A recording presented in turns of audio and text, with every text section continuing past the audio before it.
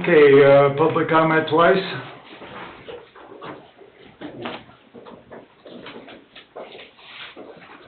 Game opening 15011 Euclid Street. Why wasn't the agenda published? That was my mistake, actually. We were short-handed. I was gone a couple days last week, and I forgot to put it on the website. But that was my error. Okay. Public comment 3 times. We'll move on. Approval of the minutes of August 28th, 2024. Motion to approve. Second, I'll do that. roll call vote, please. Ms. Little? Yes. Mr. Nagy? Yes. Mr. Villalobos? Yes. Mr. Caper? Yes, ma'am. Mr. Stick? Yes. VIPS report.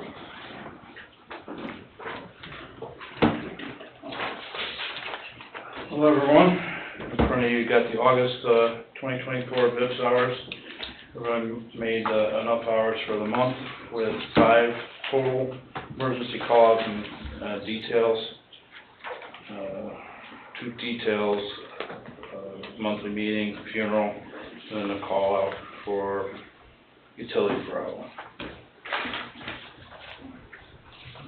Well, we certainly appreciate your service. How is your membership coming along? My newest member, Mike, he's doing really well. He's very energetic and can't wait to get out there to in the community and help the police department. Great, He should be ready in the next week or 2. great. Thank you. You're welcome. Thanks. Carl, Police Department, number 3, communications.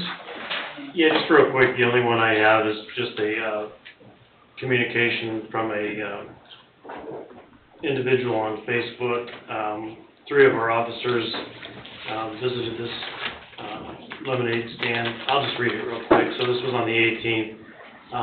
Shiloh Miller is the individual that posted.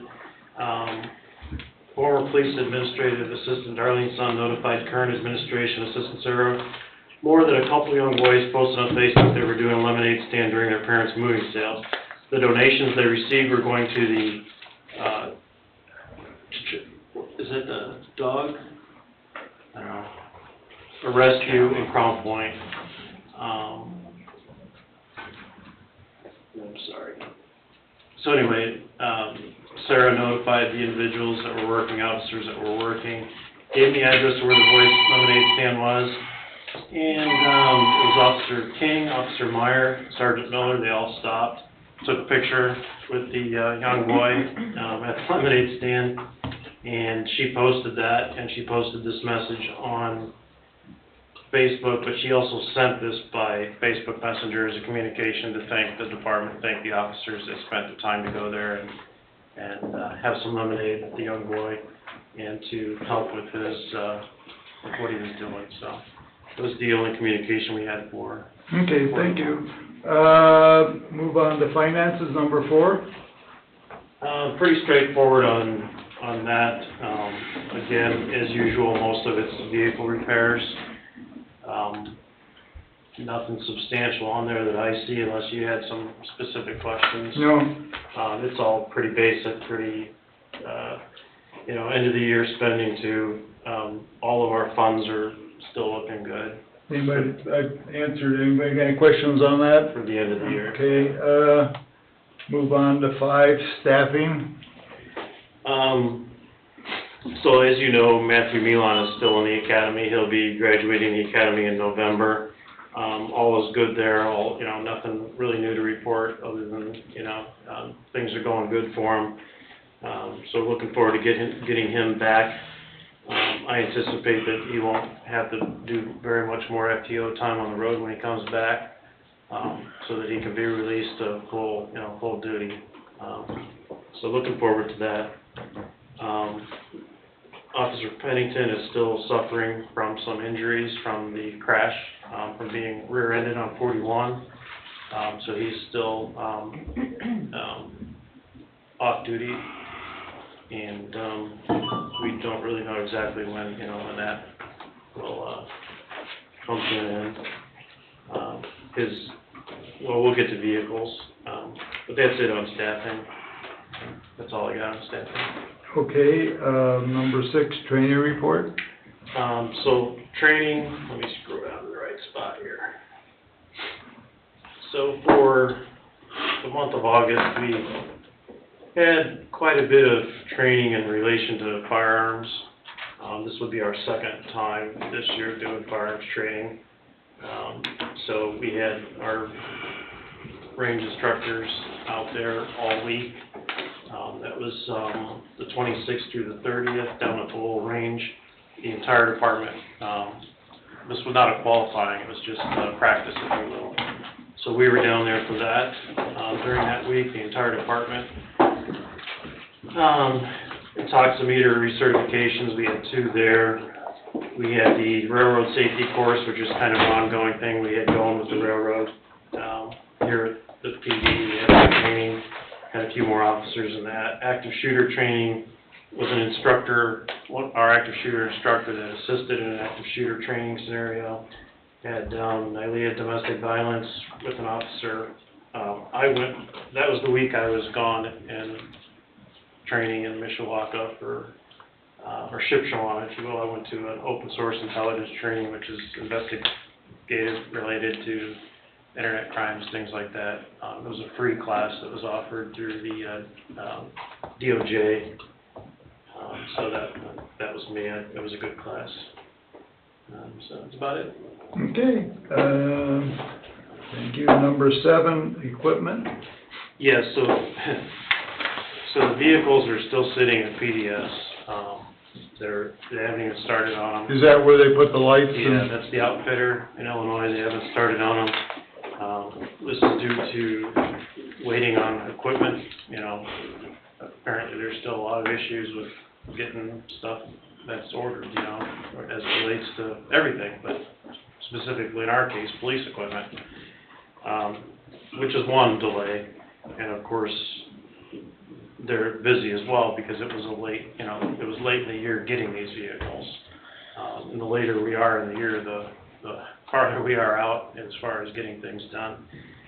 So they have we're probably looking at November now. Wow. End of October, November, before we'll see those vehicles. The Officer Pennington's 2021 Durango that was hit, that's being repaired. It was not a total loss, which I'm grateful for. I do believe the insurance company almost considered making it a total loss. It was about $20,000 in repairs.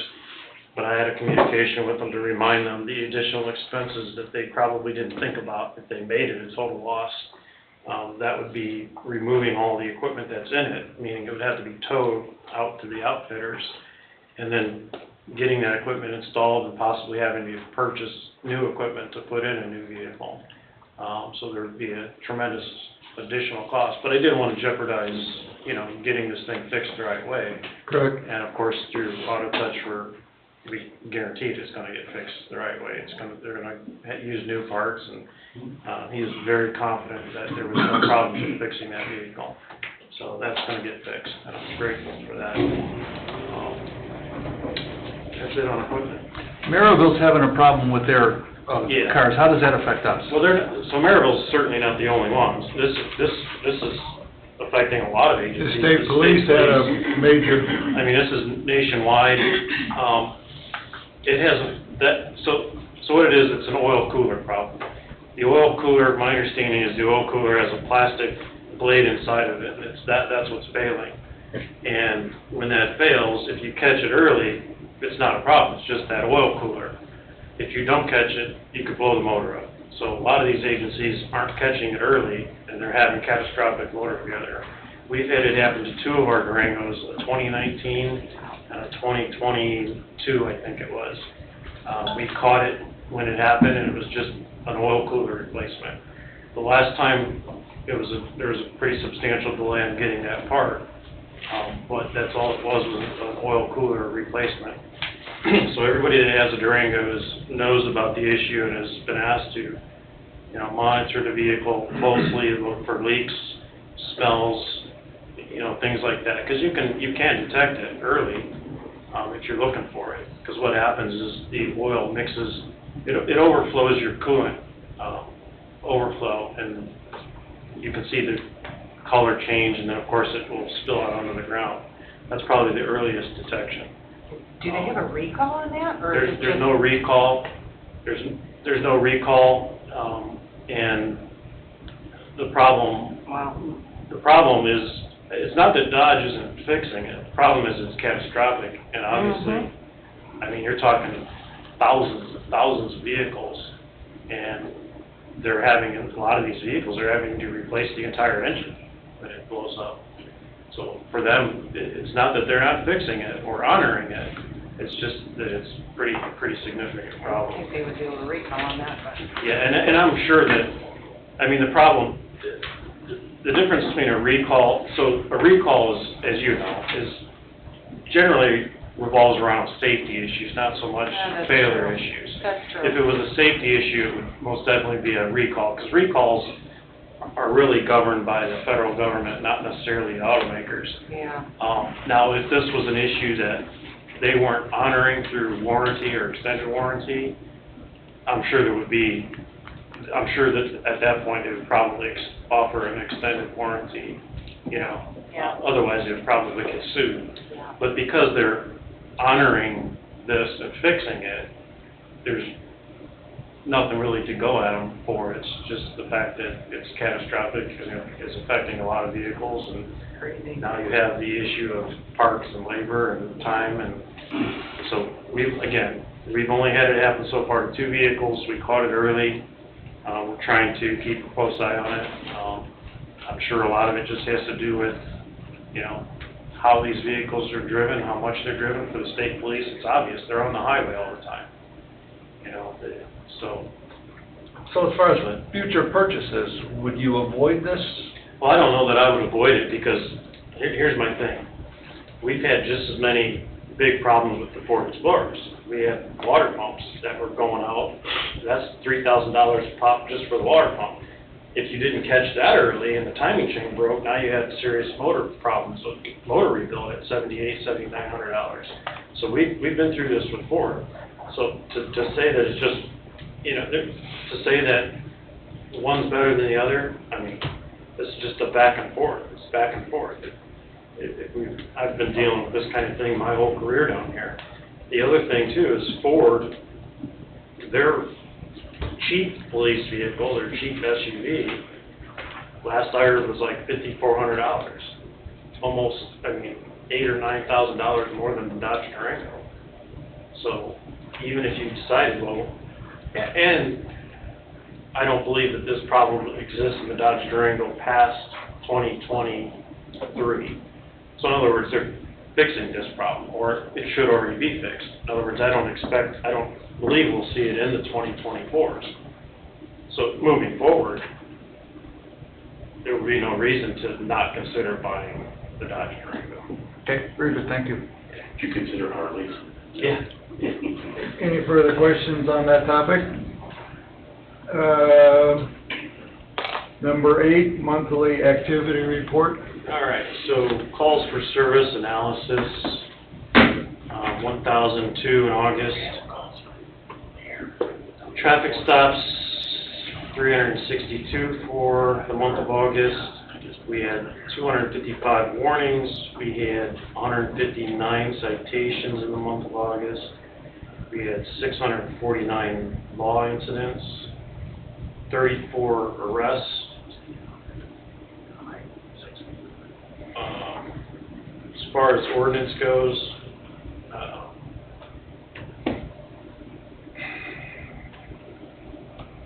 33 warnings in August, and for citations on ordinances for the month of August, looks like we've had 77 citations.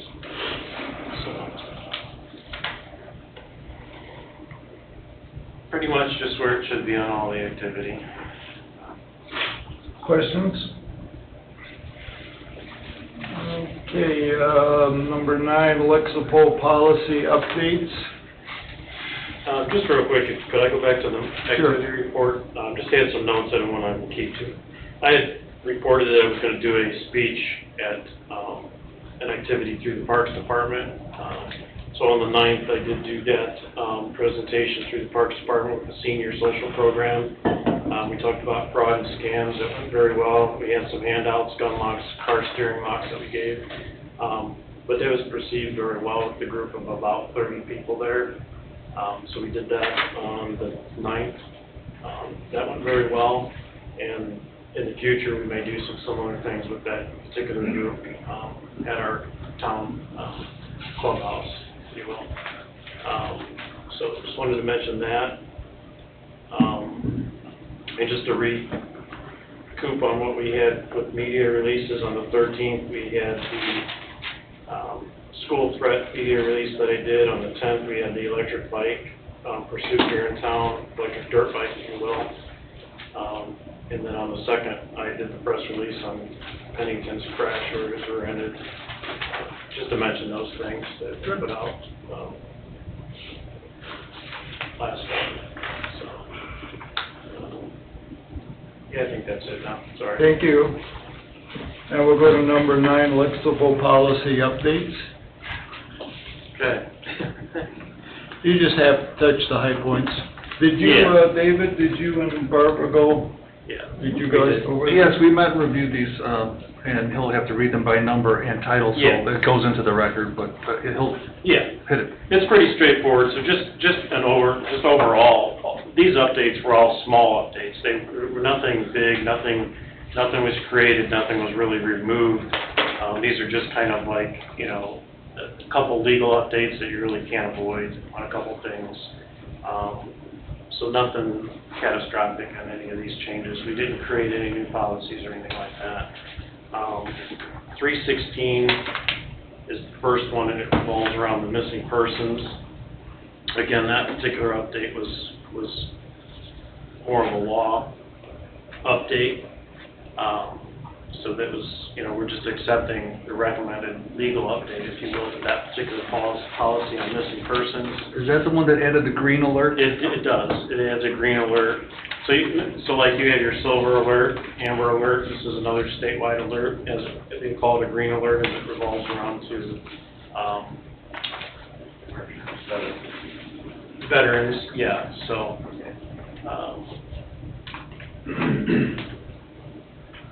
and that's also gonna be part of 317 for public alerts in the next one. So kind of the same thing there, and more specifically, in 317, it talks about the green alert, the criteria for it, and as they compare it to the amber alerts, blue alerts, silver alerts. And these bring us into compliance with the statute. It brings us in compliance with what the law says we have to do. Yeah. So that's the purpose of those two. 327 was a update on the VIPs. This was just to kind of change a few things, housekeeping things with the VIPs. It was a recommendation by Tim. Some of it had to do with performance, giving it a percentage per year on call-outs and stuff like that, and participation from the members as it's spelled out in their SOPs, so that it would, basically, the policy and SOP would be the same in that respect. So again, nothing catastrophic there, just a recommendation by VIPs and get things on paper there. 334 is related to the chaplains. This, again, was more of a housekeeping thing, some recommendations from the clerk treasurer, some wording about vehicle use, having them on file so that they can drive vehicles, that sort of thing. So, nothing big there either.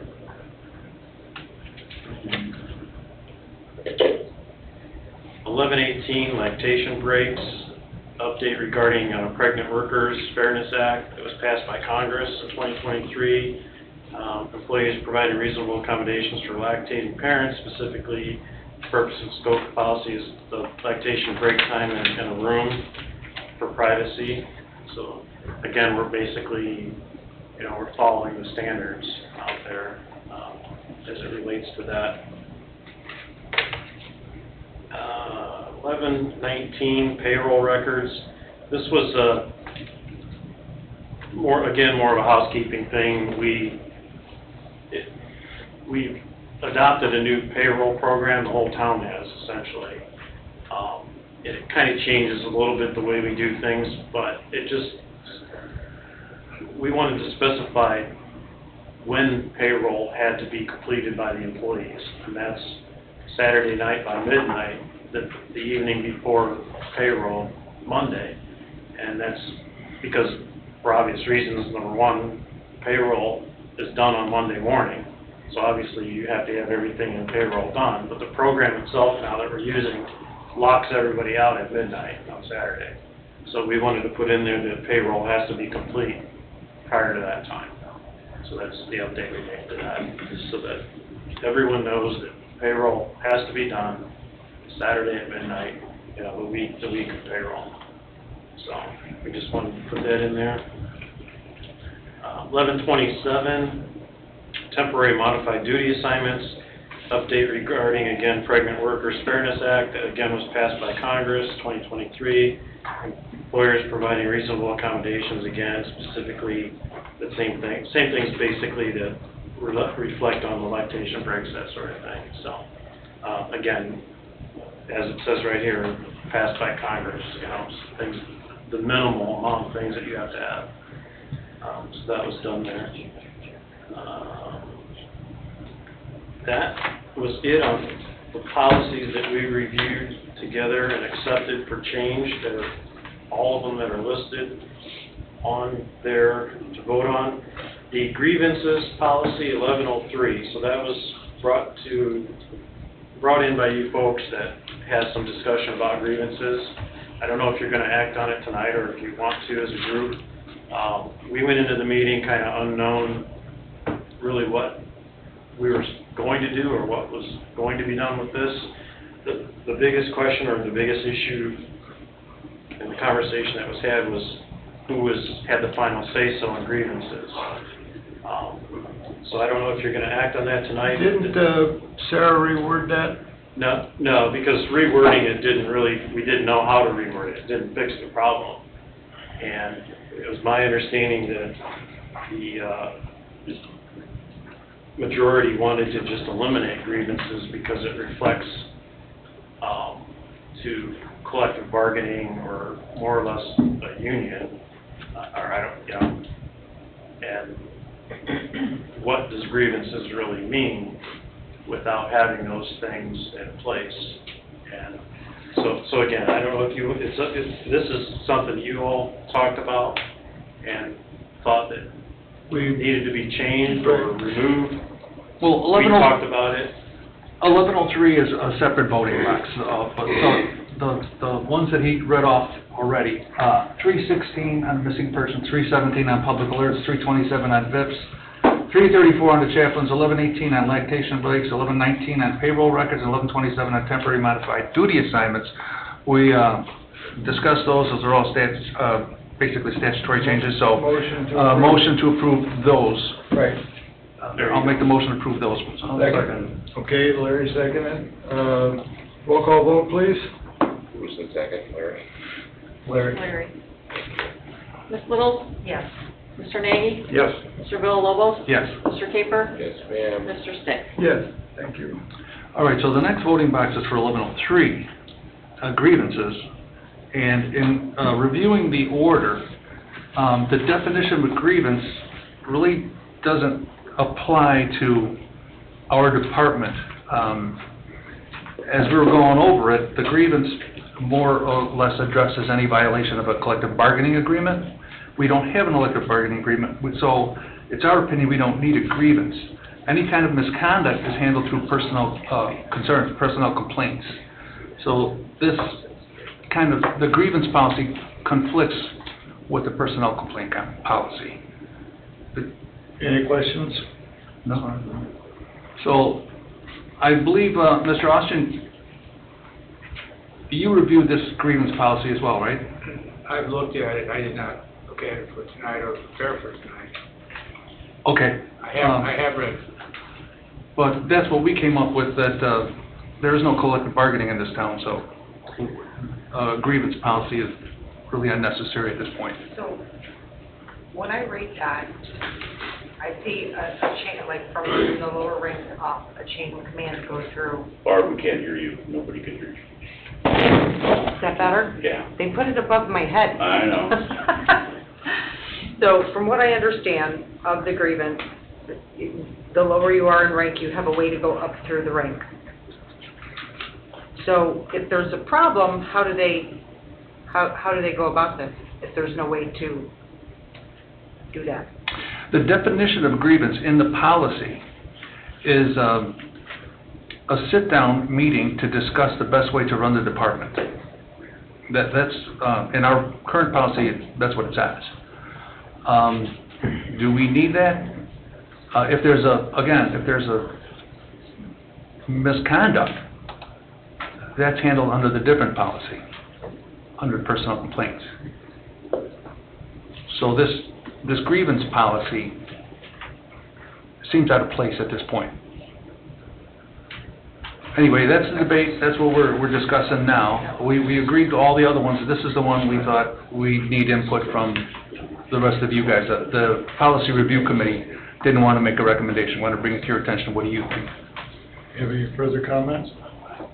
Me, no. Any further comments? What's the board's pleasure on this policy, yea or nay? And I'm looking for a motion. Well, I would make a motion to delete 1103 grievances from our Lexipol policies. Second, So moved. roll call vote, please. Ms. Little? Nope. Mr. Nagy? Yes. Mr. Villalobos? Yes. Mr. Caper? Yes, ma'am. Mr. Stick? Yes. Am I allowed to speak right now? No.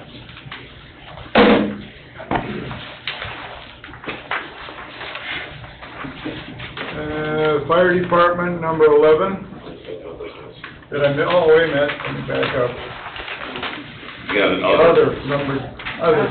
Yeah, the only thing on other was to maybe talk about the emergency operations plan, but I don't think we have any forward progress at this time to talk about There is that. information in the town manager's office. I have additional information that needs to be looked at.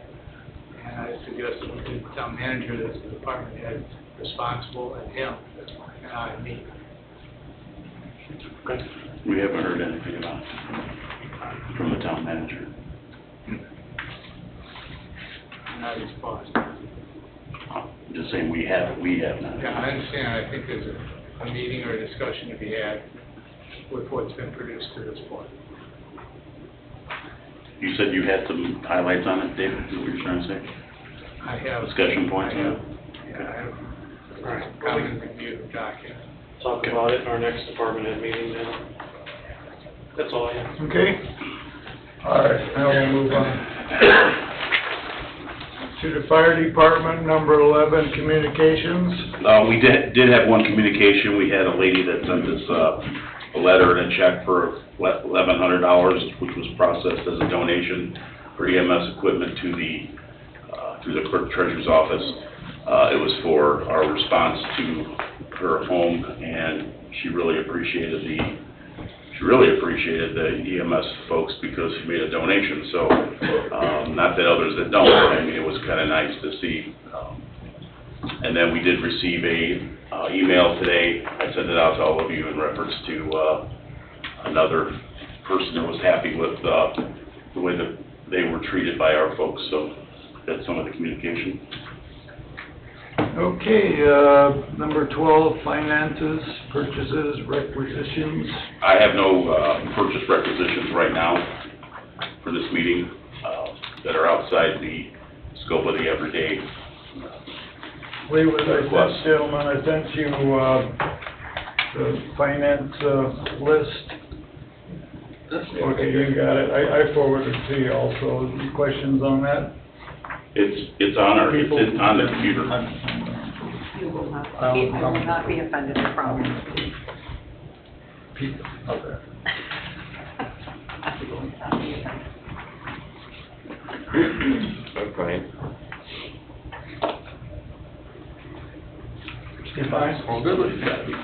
Okay, so, a motion to accept, the finances. I'll make that motion. I'll second it. Roll call vote, please. Ms. Little? Yes. Mr. Nagy? Yes. Mr. Villalobos? Yes. Mr. Caper? Yes, ma'am. Mr. Stick? Yes. Okay, number 13, expenditure reports and grants. You have the expenditure report in front of you. The only grant so far that we have out right now is the AirPack grant. We are still in the running for the AirPack grant. We have not heard back that we have been denied, so that means we are still Still in the active. Yep. It's coming down to the wire though, so. Okay, is that, complete that report?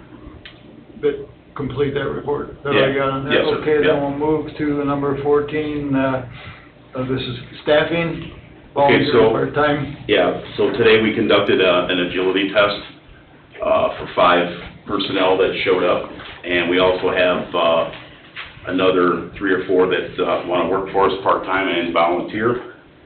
Today's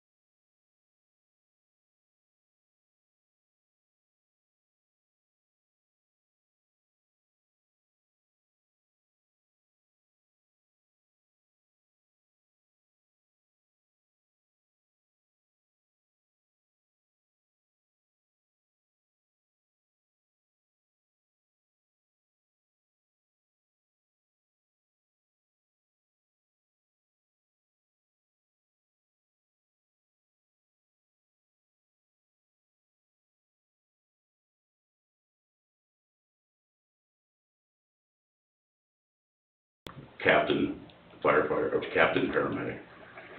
Todd will be taking over shift supervisor's Bless you. position. Bless you. Motion? Well, what date are we talking about? Well, yeah, we gotta come up. I'll You make can that only- motion, but David, could you put us, word it like how you want to see it as far as the time-wise? Contingent upon, When was the 14th day up from the 11th? 11th, yeah, 14 days from the 11th, it would be active. 25th. On the 25th, yeah. that's It can be today. effective immediately.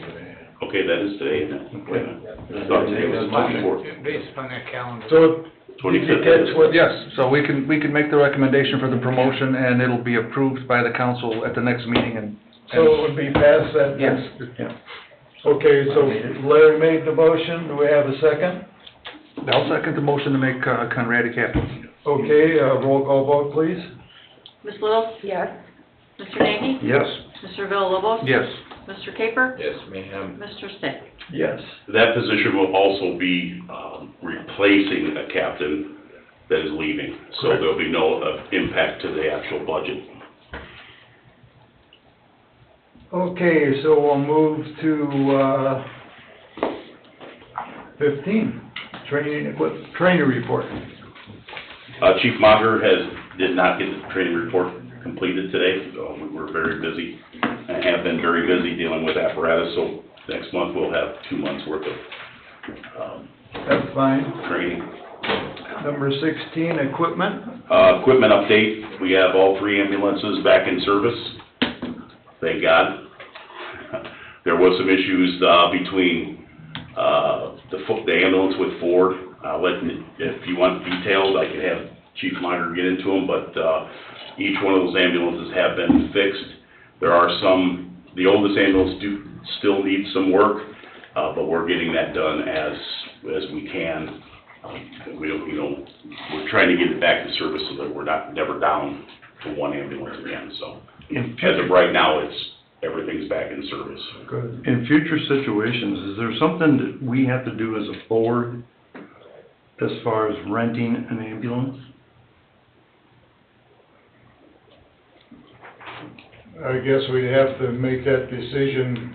That would be kind of really dire to have 3 go down, at once or Well, yeah, whatever. Well, the council did authorize us to, at some point in time, to rent one, but what ended up happening was, we were told that the ambulance is gonna be done by 2 o'clock this afternoon, and then 2 o'clock came and went, and then it was the next day, so we did go 3 days to where I had contacted the company.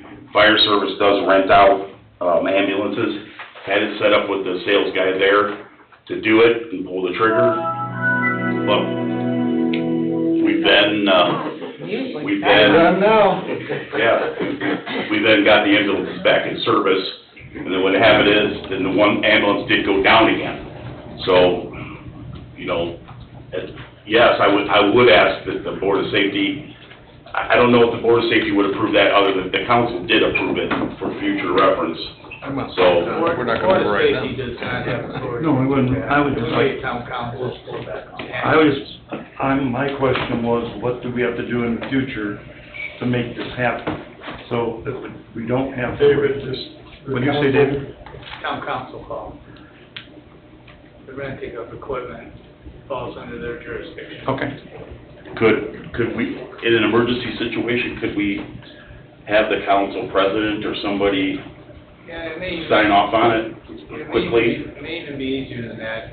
Perhaps the town council would consider a resolution or some type of action that in the event of an emergency, we have pre-approval. Okay. That possibility is strong.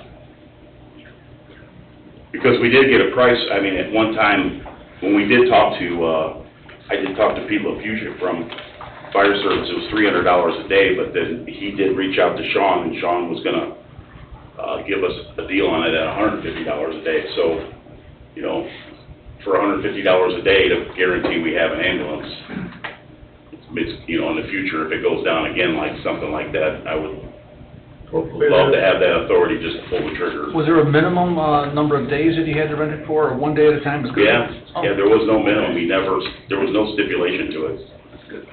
The only thing we did have to find out is the state certification numbers and how do we do a temporary on that.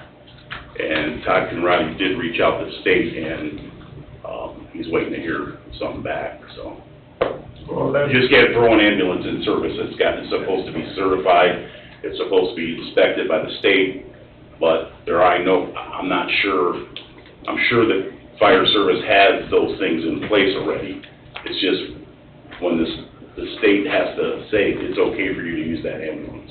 so And as in far as, emergency situations, we can do that. God, any rental agreement by the town with anybody, fire service or anybody, would require all of those conditions. Put it on the road without having that. Right. so, as far as the rental, I guess you would have to refer to the council. So you Yeah. have any, we're on 16 equipment, do you have anything else on equipment? Our ladder truck is out of service right this moment. It did blow a seal, which should be looked at by tomorrow. Our Suburban is in the shop for some mechanical issues, and knock on wood, everything else is running. Good. Number 17, monthly activity. The monthly activity report was the same thing. Chief Monger didn't get to the program to get it rented out, or printed out. But we are up to 1,600 calls so far for the year. Okay. Yeah. We're on an average of, we're up on an average, so. Okay, number 18, okay, the Lexipol policy updates, you gave us the package. Yes. Did the rest of did anybody review that? We didn't review, we did the police policies, Barb and I did police policies. So I did send these out to you, and like Carl did report on his reports, the 4 that we're looking at is only federal mandate updates. I think that, I read that, Todd, and there was one, wasn't there one in there as far as modified duty or something that we actually don't have modified duty? Is that, can you It said explain temporary that? modified duty assignments updated because of legislative action and federal regulations for the purpose and scope of, to include the word limitations. Pregnancy regarding providing accommodations and the punctuations have been corrected as far as that's concerned. That's all there was to it. So, That's policy 1032 and 1033. 1025 is the lactation breaks, that same clarity that the police had on theirs, which is a federal mandate as well. 803, patient medical record security and privacy. This is also legislative action and impacts content and release of PHI to law enforcement. So basically, what we can release to the police when it comes to the reports have been changed federally. So all of these are mandated updates. so what's the pleasure of the board? Excuse me, Go ahead. 1033, 1032, 803 was the report? That was, I didn't hear what you said. 1032, 1033, 803, was there a 4th? 803, 1025, 1032. Okay. So, Temporary modified duty assignments that they've been updated because of legislative actions and federal regulations. So they were read by number and title, all of them that we're gonna approve? did you? Okay. Yeah, I have those here too. Okay, if the title and the number of the policy has been read into the record, I'm ready to vote. Cheryl, did you get all those? Do you need this? Yeah, I'll need that later. Okay, did you have a question? Oh, okay, first of all, I guess I missed that one, I put in the other two. Amend the agenda to add a voting box. For Lexipol policies, for Lexipol policy. I'll make a motion to amend the agenda. Second, Second. roll call vote, please. Ms. Little? Yes. Mr. Nagy? Yes. Mr. Villalobos? Yes. Mr. Caper? Yes, ma'am. Mr. Stick? Yes, thank you, Charlie. Now, a motion to approve, the Lexipol policies that, the chief stated. I make the motion? Second, Yes. roll call vote, please. Ms. Little? Yes. Mr. Nagy? Yes. Mr. Villalobos? Yes. Mr. Caper? Yes, ma'am. Mr. Stick? Yes. Okay, then we would be down to 19 other. I got nothing further. Okay, Mr. Austin? I've already given you the report about the emergency operations plan, and I will get with the town manager. Okay. Okay, I have executive session items also. Yes, executive session. right, we, you know, after the meeting, we'll be meeting in an executive session. Town council liaison report. Anybody got a report? I don't got a report, I got a question though. Go ahead. About the grievance thing, now what happens if someone's already got a grievance? How does that work, because that was done before you guys changed the We policy? basically answered, I answered it tonight, and then it would follow through on it. There's no violation of policy under this grievance report, so we can't discuss specific. Well, I understand that We in a can't do public that, meeting. but in general, it's an unnecessary policy. To achieve the goals that someone, you know, who would want to submit a grievance, you do it through a different policy. That's all. We don't need this one. It would go through the personnel complaint policy and achieve the same goal. Okay, because I just, you know, I thought the grievance was difference of opinion or dispute.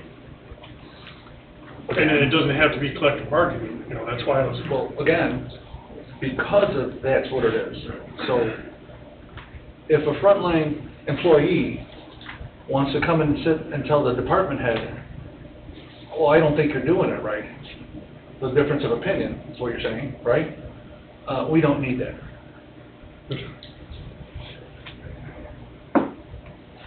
Anything else? no. New building update? You want to go through? You tell the PD or tell the fire?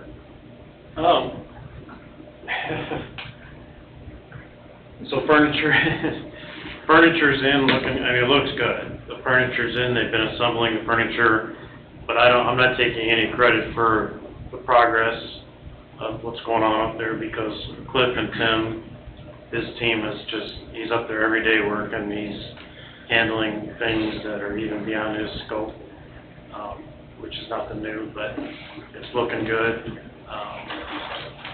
In that respect, I seen them flushing the water lines with water, which I didn't expect to see. I didn't know that that was gonna happen. But I know that the water issue is still not 100% resolved as So- it relates to IDOM, but. Is the water connected to the building now? No, that is Just the not. main. Yeah, right. And we're not sure how, it's gonna be a while probably for that process. Yeah, we still don't have That's gonna be a rich and question, because he's all over it. Yeah. Okay, The fire station, I'll tell you about the fire station, we don't have furniture yet, because it's supposed to be coming here shortly. I would like Rich to give us an update on the connection, if there's any possible way. I know you guys are supposed to have a meeting with IDEM, is there anything resolved on connecting it yet? Nothing as of yet. I don't think I'm ready to say anything on how that meeting Okay. went today until we speak with the rest of the council as far Okay. as what went on today. Okay, that's fair. okay, for 23, do we have anybody have an other? I don't have another note. Public comment?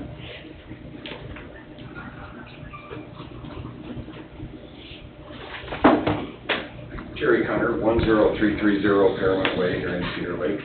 Last month, the Board of Safety found out that there was an applicant, there's a volunteer, that the application basically fell through the cracks, I believe was the comment made by the board. Has that problem or that failure been resolved? He just got hired tonight. I'm sorry? He just got hired tonight. Right, but is that the problem that caused that failure, has that been corrected so it doesn't happen again? Because that involves people that want to serve the community. Taken care of. Okay, thank you. Public comment twice. Public comment 3 times. I declare this meeting adjourned. Like I said, we'll be meeting in executive session. Adjourned.